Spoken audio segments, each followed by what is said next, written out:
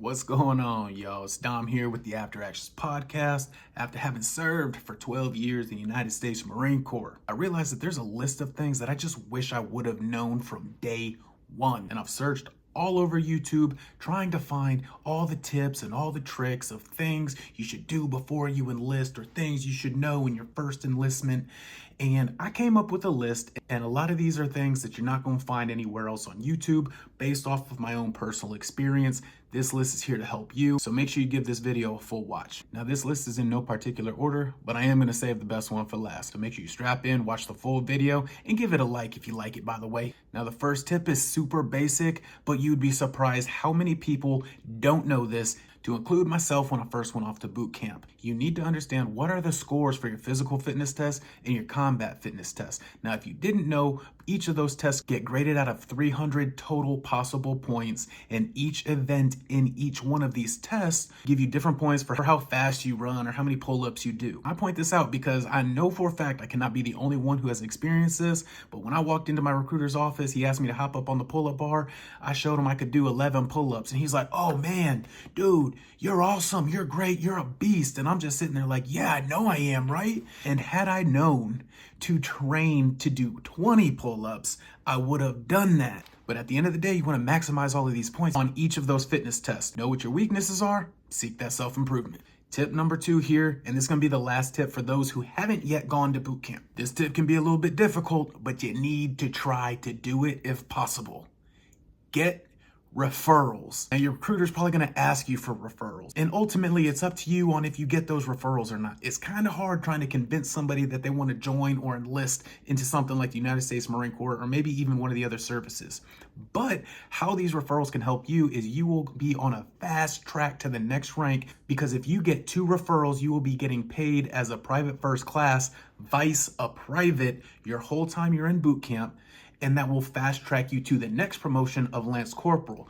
But also, if you had 2 referrals before you went to boot camp, you graduate as a PFC, and then you happen to get 2 more referrals when you come home, now you just got yourself meritoriously promoted to Lance Corporal, and you are so far ahead of all of your peers that you just graduated boot camp with. Take that one for what it's worth and try to get those referrals. Tip number 3 is the first tip for when you hit the fleet as a young Marine or serviceman. Start going to school as soon as possible. You're going to utilize what's called tuition assistance, and it's $4,500 every single year that you get to use while you're currently active duty. You might as well take 1 or 2 classes, because if you stay in for 4 years, you could get out with an associate's. If you grind real hard, you could get out with a bachelor's degree, and that money doesn't cost you a thing. As a matter of fact, you could apply for financial aid and you actually start getting paid more while you're on active duty to go to school and earn your degree, which adds to your resume to help you for when you get out, whether that's in 4 years or 20 years. Go to school. And a side note for that one, now that you're fresh out of boot camp, you have all this discipline running through your veins. Let me be the first one to tell you, online school is not that hard. All you have to do is maintain a C average. It's easy as shit, because you are taught as a Marine to apply yourself to whatever is in front of you. It's not like high school. You find out what you have to do for the week on the first day of the week, you get it done, and you're good until the next week. It's going to take you a few hours each week to get your assignments done. Go to school. Tip number 3, try your best to hold off on buying a car as long as you can. Honestly, a car is going to be useful to make it to and from work and to chow and all of this other stuff. But ultimately, that's just another expense that's coming out of your paycheck. And realistically, it's not required, because everything that you need is going to be on base anyway. So if possible, try not to get a car right away. Save up a little bit of money first. Tip number 4, uniform maintenance. When you're in boot camp, you get issued all of your uniforms. You could literally maintain those uniforms for your whole enlistment, but every year on your 1-year mark, you get a uniform allowance. Now, if your uniforms aren't destroyed, you can pocket that uniform allowance, depending on your rank, depends on how much you get. But if I remember correctly, that's like an extra $600 or $800 or something like that. My recommendation to you, have a set of camis that you have to go and PT in and wear for your combat fitness test and stuff like that. If you need to cut them up, do whatever you need to do, but those are for PT. Your other set of camis is for work, if you work in an office or something like that, or maybe for inspections. But maintain those uniforms. That way you can pocket all the extra money that you're receiving for your uniform maintenance. Tip number 5, when you check into the fleet, there's going to be some Marines that are around you that just look down on everything in the sense that they don't want to be there, they don't want to work, they don't want to do this, everybody's against them, woe is me.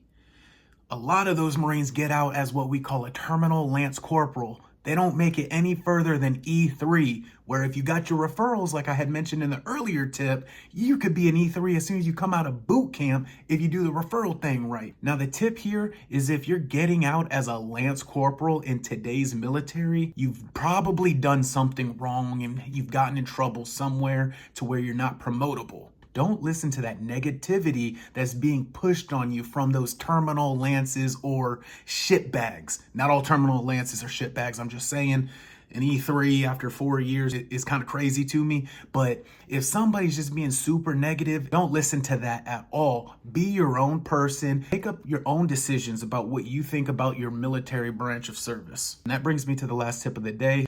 Tip number 6, strive every day to get meritoriously promoted, while at the same exact time, you prepare yourself every day to get out. Let me explain that one. If you're striving every single day to get promoted, you'll likely get promoted ahead of your peers. But more importantly than that, if you decide that you want to stay in at the end of that first enlistment, the choice is yours. The Marine Corps is going to be dying to keep you on board. We want you, but it's your decision. Because at the same time you've been striving to get meritoriously promoted or promoted as fast as possible, you've also been preparing yourself to get out, and now that choice is truly yours. You're not so strapped for money where you feel like you're completely out of a choice and now you have to re-enlist. You want to be prepared. You want to submit your VA claim if you need to submit your VA claim. You likely already have college done if you've listened to these other tips that I've given you. You are prepared to make the transition out of the military. But if you want to stay in the military, that choice is yours because you've been striving to get promoted every single day.